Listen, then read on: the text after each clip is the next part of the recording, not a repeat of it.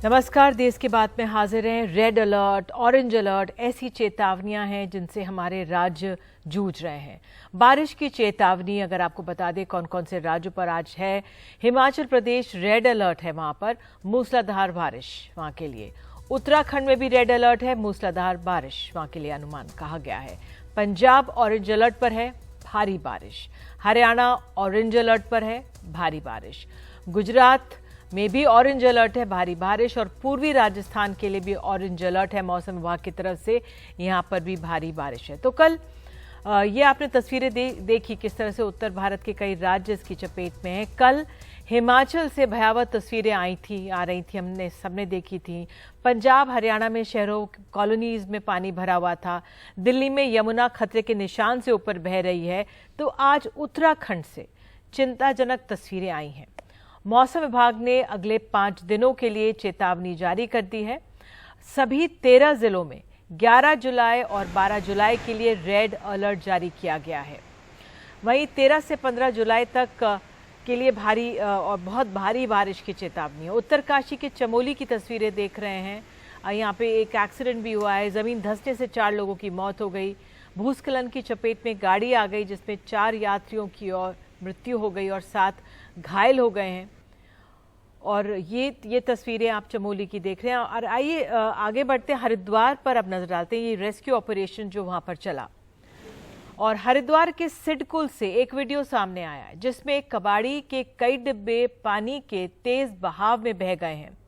कबाड़ी का काम करने वाले व्यापारी सिडकुल की फैक्ट्रियों से ड्रम खरीदते हैं। ये ड्रम गोदाम में रखे हुए थे, तभी मौसमी नदी जो है गधेरा में पानी आया और सब बहाकर गंगा जी में ले गए। और अब पिथौरागढ़ जिले के धारचूला में भारी बारिश के चलते काली नदी ने कहर बरपाना शुरू कर दिया है। काली नदी के उफान से धारचूला के खोतीला गांव के भू कटान शुरू हो गया है। वो तस्वीरें आपको दिखाते हैं। तेज बहाव से गांव की जमीन और एक मकान भरभरा कर नदी में समा गए। लगातार हो रहे भू कटाव के चलते गांव के अनेक घरों को खतरा पैदा हो गया है। डर से घबराए ग्रामीणों ने जरूरी सामान के साथ गांव छोड़ना शुरू कर दिया है। दरअसल खोतिला गांव में पिछले वर्ष भी बड़ी आपदा आई थी, जिसे देखते हुए ग्रामीण काफी डरे हुए हैं। गांव में खतरे को देखते हुए प्रशासन ने एनडीआरएफ और एसडीआरएफ की टीम को भी गांव के लिए रवाना कर दिया है। और ये उत्तराखंड पर हम नजर डालेंगे, बनाए रखेंगे। हिमाचल का आइए जायजा ले लेते हैं, क्योंकि हिमाचल हम सब जानते हैं कल किस तरह वहां पे स्थिति बनी हुई थी। और हिमाचल प्रदेश में 30 लोगों की आज जो मृत्यु हुई है वो बताई जा रही है। 500 करीब लोग फंसे हुए हैं। तो हमारे सहयोगी अंकित वहां पर पहुंचे हुए हैं, उन्होंने जायजा लिया एक जगह से। आइए पहले आपको दिखाते हैं कि पंडों में 100 साल पुराने जो पुल है पानी में भर गया था। आइए देखते हैं अंकित की रिपोर्ट। आप सभी ने कुछ तस्वीरें देखी थी जिसको देखकर सबको लगा कि हिमाचल प्रदेश में कितनी बड़ी प्रलय आई हुई है। उसमें से एक तस्वीर जो बहुत प्रोमिनेंटली लोगों ने देखी वो थी पंडों के एक 100 साल पुराने पुल की, जो पानी उसके ऊपर आ गया था और उसको पुल को बहा के ले गया। मैं इस वक्त पंडो बाजार से उस पुल की तरफ जा रहा हूँ। सड़क आप देखिए किस तरीके से पानी का बहाव वहां पे रहा होगा कि पूरी सड़क जो है ये धंस गई है और काफ़ी खतरनाक है। फिलहाल यहाँ पर जिस तरीके से वो पुल टूटा है और उसके बाद का जो इलाका है यहाँ पर, चलिए मैं पूरा आपको लेके चलता हूँ और मैं आपको अंत तक दिखाता हूँ कि वो जो पंडों का पुल था उसके अभी हालात क्या हैं। नदी यहाँ से आपको ब्यास नदी दिख रही होगी, उसके आसपास के ये घर देखिए, क्योंकि सबसे पहले इन घरों में ही पानी भरा। ये जो तार बचे हुए हैं और ये काफ़ी खतरनाक है। यहाँ पे कम से कम प्रशासन को ज़रूरी है। ये देखिए किस तरीके से पुल, ये लोहे के ये स्ट्रक्चर जो है वो मुड़ भी गया है। तो इस वक्त खतरनाक है। यहाँ पर कम से कम प्रशासन को रोगों को रोकने के लिए ज़रूर इंतज़ाम करने चाहिए। ये जो लक्कड़ आप देख रहे हैं, ये पानी के साथ बहकर आया था, यानी कि पानी का जो फ्लो था वो समझ लीजिए इस पुल के ऊपर था और उस वजह से यहाँ पर ये लक्कड़ पड़ा हुआ है। अब ये जो तार हैं ये वो कहानी बताते हैं कि कुछ जो सस्पेंशन ब्रिज था यहाँ पर 100 साल पुराना ब्रिज, उसकी एक आपको मैं तख्ती भी दिखाता हूँ। अंग्रेज़ों के ज़माने का जो पुल था पंडो ब्रिज, स्पैन 288 फीट, 1923 2023 में ये अपने 100 साल की एनिवर्सरी मना रहा था, जो पुल था। और अब यहाँ पे पंडो बाजार से जो दूसरी तरफ का जो इलाका है, शिवा बाजार का इलाका, जो उस तरफ पुल के जुड़ता था, वहाँ पर ये पुल बह के चला गया। और आइए सीधे अब हमारे सहयोगी, हम कोशिश कर रहे हैं मौसम विभाग के प्रमुख से बात करने की, लेकिन उससे पहले हमारे सहयोगी हिमांशु शेखर ने बात की है किस तरह से उत्तराखंड के लिए वो जारी किया गया है रेड अलर्ट, और तमाम हमारे देश के 23 राज्यों में से 22 के लिए, कह सकते 22-23 राज्यों के लिए भारी बारिश के आसार कहा गया है। मौसम विभाग के वैज्ञानिक डॉक्टर नरेश कुमार ने क्या बताया है, आइए सुनते हैं। मेरे साथ डॉक्टर नरेश हैं, वरिष्ठ वैज्ञानिक मौसम विभाग के। आपने उत्तराखंड के लिए अलर्ट जारी किया है, अभी वहां पर क्या स्थिति है, इन तस्वीरों से क्या हम समझ सकते हैं? देखिए, जैसे अभी काफ़ी 2-3 दिनों से कंटिन्यूस जहां वेदर एक्टिविटी हो रही है नॉर्थ वेस्ट इंडिया में, जो उसका मेजर रीज़न वही है वेस्टर्न डिस्टर्बेंस और लो प्रेशर एरिया जो राजस्थान में बना हुआ था, जो आज सुबह लेस मार्क हो गया। लेकिन दोनों का इंट्रैक्शन जोन था, हो क्या रहा था, वेस्टर्न डिस्टर्बेंस का अपना एक मोशन होता है, उसके बाद और वेस्टर्न डिस्टर्बेंस डिपिंग भी था, अरबियन सी से मोशन आ रहा था। इसके अलावा मानसून ट्रफ ईस्ट वेस्ट जो वो भी एक्टिव था, जहां से भी मोशन आ रहा था। और मेजर जो कन्फ्लुएंस जोन था वो हिमाचल प्रदेश था, जिसके कारण मैक्सिमम रेनफॉल एक्टिविटी हिमाचल में रही और लॉस भी हो रहा है, लोगों का हुआ भी। और इसके साथ उसके एडजॉइनिंग पंजाब और हरियाणा के रीजन। और जैसे आप आज का पोजीशन पूछ रहे हैं, आज क्या है कि जब वेस्टर्न डिस्टर्बेंस थोड़ा सा आगे मूव किया है और लो प्रेशर लेस मार्क हो गया है, लेकिन सर्कुलेशन है, उसके प्रभाव से हम उम्मीद कर रहे हैं कि उत्तराखंड में आज एक्सट्रीमली हैवी रेनफॉल एक्टिविटी हो सकती है। उसके साथ कुछ हिस्सों में नॉर्थ वेस्ट यूपी में भी एक्सट्रीमली हैवी का हमारा अनुमान है। एक अलर्ट स्टेशन आज, इसके लिए हमने यहाँ रीजन के लिए रेड अलर्ट दिया। शुक्रिया। तो मौसम विभाग से प्रेम सिंह के साथ हिमांशु शेखर, एनडीटीवी इंडिया। और यमुना नदी हमारे दिल्ली में किस तरह से जलस्तर बढ़ने के बाद भी इससे सटे हुए यमुना बाजार में किस तरह से घरों में पानी घुस गया है, बता रहे हैं परिमल। दिल्ली का हाल है ये। इस वक्त हम यमुना बाजार में हैं, जहां पर यमुना का पानी लोगों के घरों में दाखिल हो गया है, घुस गया है। ये बिल्कुल यमुना नदी से सटा हुआ इलाका है। अगर आप इसको समझना चाहें तो ऐसे समझिए कि आईएसबीटी के बगल में जो निगम बोध घाट है, बिल्कुल उससे सटी हुई बस्ती, और यहाँ की आबादी करीब 1000 से ज़्यादा है। और यहाँ पे लोगों से बात करेंगे। ये इतना पानी कब देखा था पहले? थोड़ा उधर घूम के बताइए। हमको तो साल हो गया, बताते हैं लोग कई साल पहले इतना है। हाँ। और लोगों के घरों में यहाँ पे पानी है। कैसे कर रहे हैं बाबा यहाँ पर? खाना पीना कैसे चल रहा है फिर? घरों में तो पानी, खाना पीना सब बंद हो गया सर। खाना पीना कहाँ से मिलेगा? कुछ भी नहीं, खाना पीना पूरा घर में पानी है। यहाँ के पानी भरा हुआ। अगर आप देखिए तो ऊपर भी देखिए, किसी सेफ जगह पे ये एक रूम का कमरा है। एक रूम का है सर। क्या काम करते हैं आप? सर प्राइवेट नौकरी करता हूँ। प्राइवेट नौकरी करते हैं। ये घर में पूरा पानी दाखिल है। आगे भी आपको अगर चल के दिखाएं तो देखिए, भगवान है लेकिन फिलहाल भक्त नहीं है, क्योंकि मंदिर में भी पानी है। यहाँ पे आप देख सकते हैं, मंदिर आपको नजर आएगा, और सब कुछ इन्हीं पर निर्भर भी करता है। ये तमाम वो घर हैं। कुछ लोगों ने घरों में ताले लगा लिए हैं। रूम का रेंट कितना है? 2500 रुपये। इस रूम का रूम 2500 रुपये। 2500 रुपये। कहाँ से हैं आप लोग? यूपी से हैं। तो तुम लोग मस्ती भी कर रहे हो? ये लोग बहुत मस्ती कर रहे हैं। मजा आ रहा है। तो स्विमिंग पूल का आनंद बच्चे ले रहे हैं, लेकिन जो बड़े हैं उनकी मुश्किलें जो हैं बढ़ गई हैं, क्योंकि तमाम लोगों को देखना है। और ऊपर देखिए, किसी तरीके से ऊपर आपको लोग नजर आएंगे। ये सामने में यमुना है, और आप लोग अभी छोड़ेंगे नहीं घर? कब छोड़ेंगे? ये तो घर तक पानी आ ही गया है। सामान सब समेट लिया आप लोगों ने? हाँ सर। ये देखिए, सामान की पैकिंग हो गई है घरों में, और बस धीरे धीरे पैकिंग करके अब निकलने की बात है कि अब यहाँ से निकलें। यहाँ पे देखिए, ये तमाम लोग, ये आगे गहरा है, आगे गहरा है। और ये सामने में आपको, ये सामने देखिए, यमुना जी पूरे उफान पे हैं। और जो पानी 50 लाख क्यूसेक से ज़्यादा परसों रात 1 बजे से छोड़ा गया है, उसका असर यमुना में भी है, यमुना के आसपास रहने वाले घरों में भी है। लोगों की मजबूरी और परेशानी बढ़ी। अम्मा कितने देर में चली जाएंगी? कौन? आप लोग यहाँ नहीं जाएंगी? नहीं जाएंगे हम, कहाँ जाए, हमारी जगह ही ना है, कौन से जाए। पानी तो बढ़ता जा रहा है, क्या करेंगे? क्या करें, बैठेंगे। इतना पानी कब देखे थे?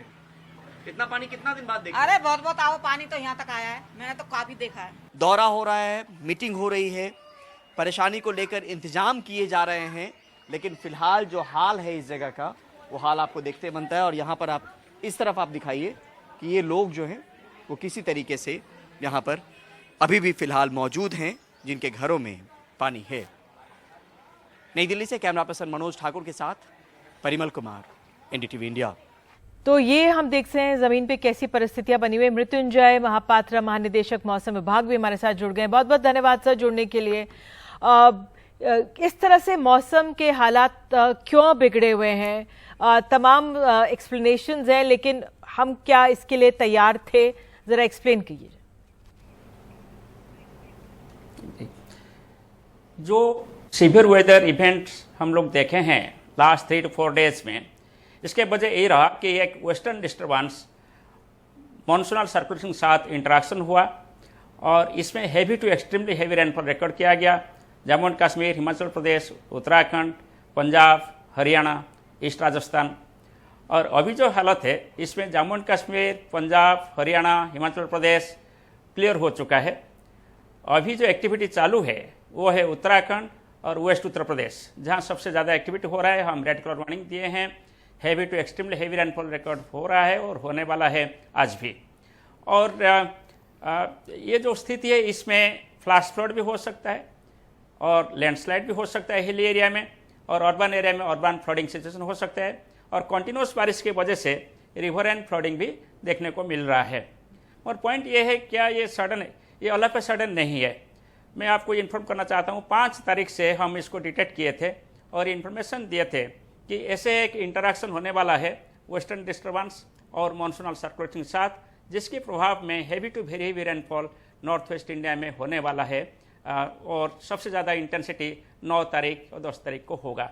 सो अकॉर्डिंगली हम वार्निंग देते रहे, कंटिन्यूसली फॉलो अप किए हैं, इसीलिए ये कोई ऑल ऑफ सडन नहीं है। ठीक है, आप कह रहे हैं ये सडन नहीं है सर, लेकिन क्या अब हमें अपने आप को रीमॉडल करना पड़ेगा, तमाम राज्यों की प्रिपेयर्डनेस को, तैयारियों को?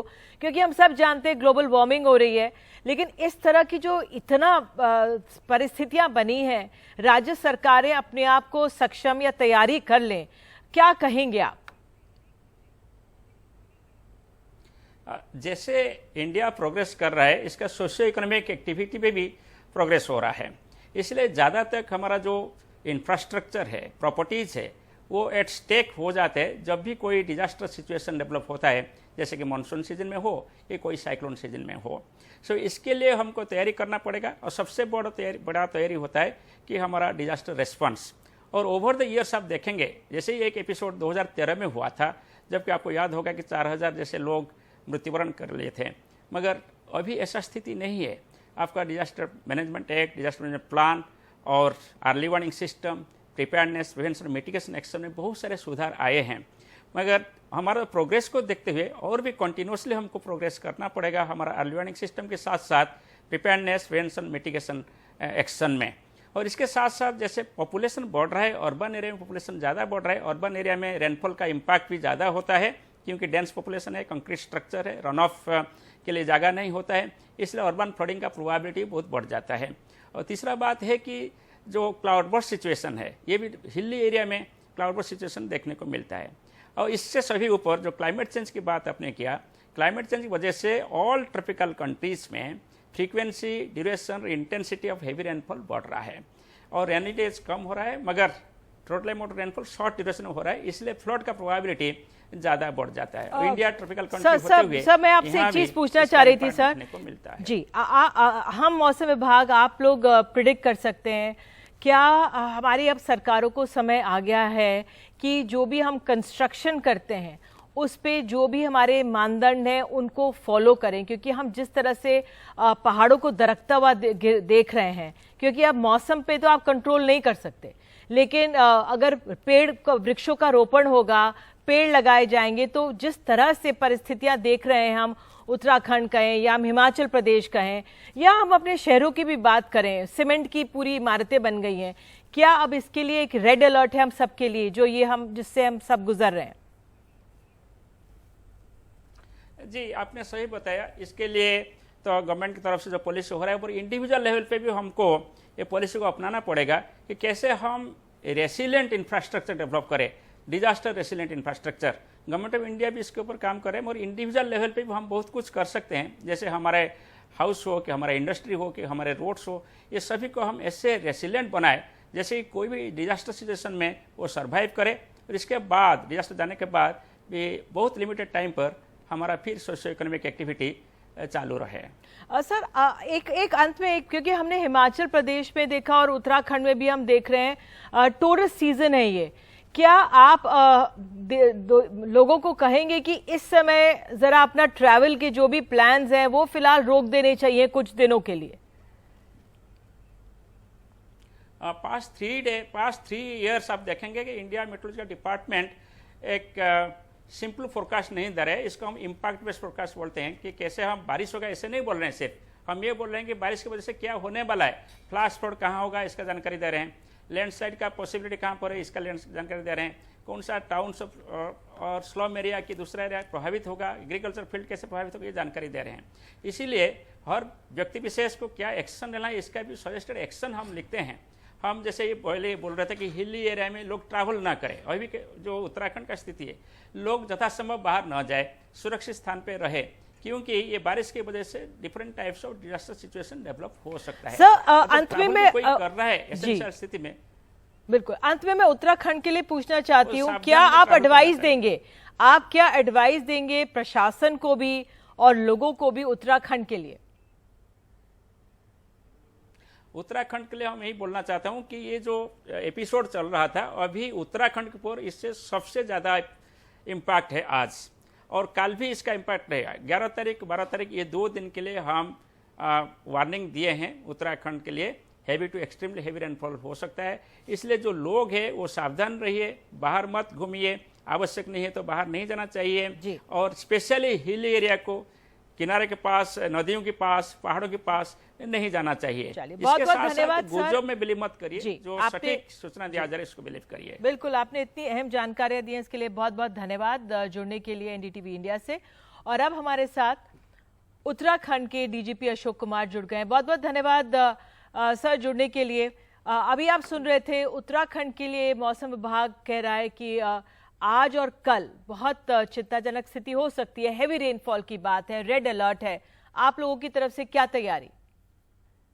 देखिए, हम लोग ये 3 दिन का ऑरेंज अलर्ट इन्होंने दिखाया हुआ था, और हम लोग परसों से पूरी तरह से तैयार हैं। कल हमने पब्लिक को भी एक्स्ट्रा वार्निंग जारी किया था कि कम से कम पहाड़ों की तरफ ना जाएं, मौसम बहुत खराब है। और कल का दिन, अभी तक के जो रिकॉर्ड देखते हैं हम, परसों रात और कल का दिन सबसे हैवी गया। आज दोपहर तक तो था सब जगह मूसलाधार, बट दोपहर के बाद कुछ रिलीफ हुआ है, जबकि हमारा इधर हरिद्वार और ऋषिकेश में कांवड़ मेला भी पीक पर चल रहा है डिस्पाइट हैवी रेन्स। तो हमारी ओर से हम पूरी तरह से तैयार हैं। माननीय मुख्यमंत्री जी भी जगह जगह जाके दौरा कर रहे हैं। हमने सभी जिलों को अलर्ट किया हुआ है। जो ऊपर के 3 जिले हैं, 4 धाम वाले, बद्रीनाथ, केदारनाथ जी का, सर क्या वहां के लिए जो, क्योंकि कांवड़ यात्रा इतनी चल रही है, क्या उनको लोगों को फिलहाल कहा जा रहा है आप रुक जाइए जहां पर हैं? क्योंकि अभी आप सुन रहे थे जो महानिदेशक है मौसम विभाग के हमारे देश के, वो कह रहे हैं आज कल बहुत भारी बारिश हो सकती है। अब क्या परिस्थिति बनती है ऐसे में, क्या यात्रियों को कहा जा सकता है, क्योंकि सबसे पहले पुलिस को ही फोन किया जाएगा, तो क्या कहा जा सकता है कि आप जहां पर हैं सुरक्षित स्थान पर रहें? निधि जी, हमने कांवड़ यात्रा के लिए तो अभी तक नहीं कहा है, किंतु हमने पहाड़ की 4 धाम की यात्रा, ऊपर हिल्स में यात्रा के लिए जरूर हमने बोला है कि अवॉइड करें और बिल्कुल भी न जाएं, और जहां संभव, जहां जरूरत एकदम अति आवश्यक है वहां रोक भी दिया है, जाना मूवमेंट भी 0 कर दिया है। किंतु कांवड़ यात्रा अभी चल रही है, अभी यहाँ पे रास्ते खुले हैं। तो चलिए, आपसे गुजारिश है कि लोगों तक जो यात्री हैं उनको थोड़ी देर के लिए कहा जाए कि 1-2 दिन के लिए अगर रुक सकते हैं। दूसरी बात, तैयारी क्या है सर? किस तरह मौसम विभाग की चेतावनी के बाद क्या तैयारी आप लोगों की, क्या स्टेप्स हैं लिए गए? ये हमारे 39 जगहों पर एसडीआरएफ की टीमें लगी हैं। एनडीआरएफ भी अपनी, उनकी भी 5-6 लोकेशंस पे एनडीआरएफ भी लगी हुई है। जहां भी ऐसी कोई घटना की सूचना आती है, इमीडिएट हमारी जो है फोर्सेस पहुंच रही हैं, पुलिस और एसडीआरएफ। और जो संभव रिलीफ है वो किया जा रहा है, इमीडिएट दिया जा रहा है। और जैसा मैंने कहा, हमने जो क्रूशियल रास्ते हैं उन पे चढ़ाई मतलब लोगों को जाना आवागमन बंद कर दिया है, और बाकी जो रास्ते बंद हो जा रहे हैं जहाँ लोग बीच में कहीं ट्रैप्ड हैं, तो वो रास्ता खुलवा करके कोशिश कर रहे हैं कि उनको कम से कम असुविधा हो। सर, जो हमने हिमाचल में देखा, जिस तरह से हिमाचल में परिस्थितियां बनी, अगर वैसा कुछ अगर उत्तराखंड में हुआ तो उसके लिए, क्योंकि वहां पे देखिए अब बिजली नहीं है, 1800 ट्रांसफार्मर्स कल तक बिल्कुल जल के फट गए थे, बंद हो गए थे।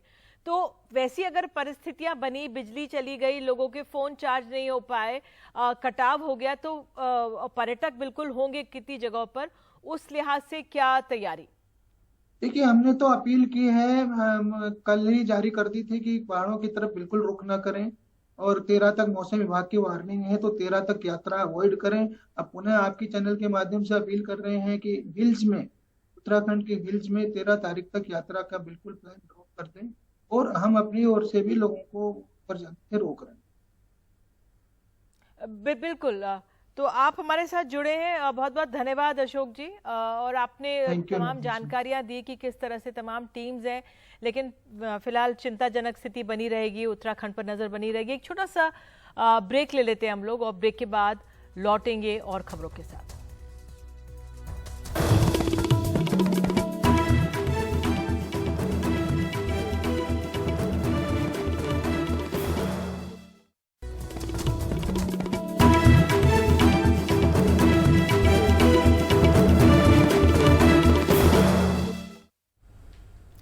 तो बात पश्चिम बंगाल की, यहाँ के पंचायत चुनावों के वोटों की गिनती आज शुरू हो गई। ये कल भी चलेगी। इन चुनावों में शनिवार को वोट पड़े थे, तब से अब तक यहाँ 20 से ज्यादा लोगों की मौत हो चुकी है। वोटों की गिनती के दौरान भी एक जगह बम फटा और पुलिस को लाठीचार्ज करना पड़ा। फिलहाल वोटों की गिनती में तृणमूल को भारी बढ़त दिख रही है। 18,332 ग्राम पंचायतों में वो आगे है, जबकि बीजेपी महज 4,592 सीटों पर आगे है।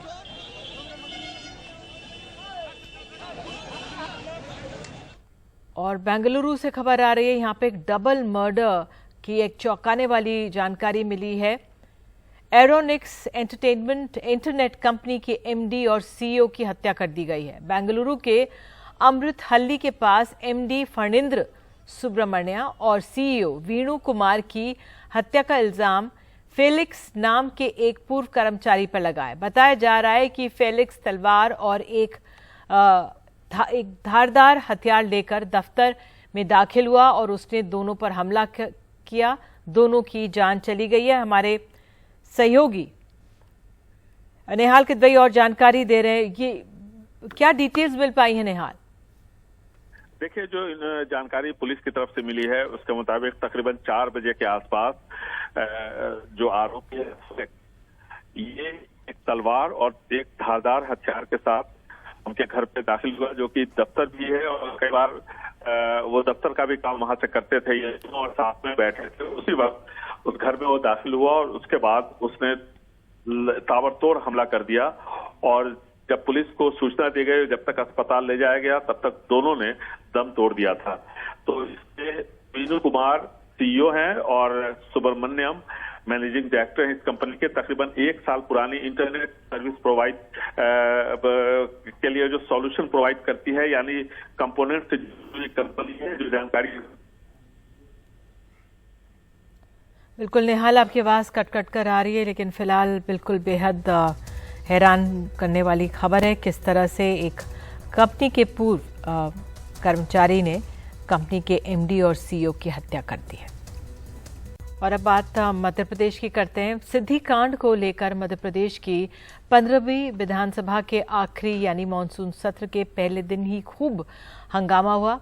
2 बार सदन को स्थगित करना पड़ा, फिर भी हंगामा नहीं रुका तो सत्र को 12 जुलाई तक के लिए स्थगित कर दिया गया है। सदन की कार्रवाई शुरू होते ही राष्ट्रगीत से पहले कांग्रेस के कांतिलाल भूरिया ने बात रखनी चाहिए तो संसदीय कार्य मंत्री नरोत्तम मिश्रा ने इसे राष्ट्रगीत का अपमान बता दिया।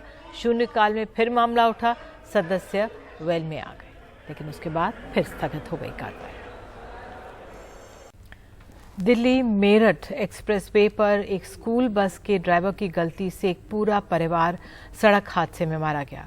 परिवार के 6 लोगों की मौत हो गई और 2 लोग अभी जिंदगी और मौत के बीच जूझ रहे हैं। सुबह करीब 6 बजे स्कूल की बस बिल्कुल उल्टी दिशा में आ रही थी। बस के ड्राइवर की गलती की वजह से सामने से आ रही काली एसयूवी इससे टकरा गई। स्कूल बस खाली थी, उसमें कोई नहीं था, लेकिन इसमें जो लोग मौजूद थे 6 लोगों की मृत्यु हो गई।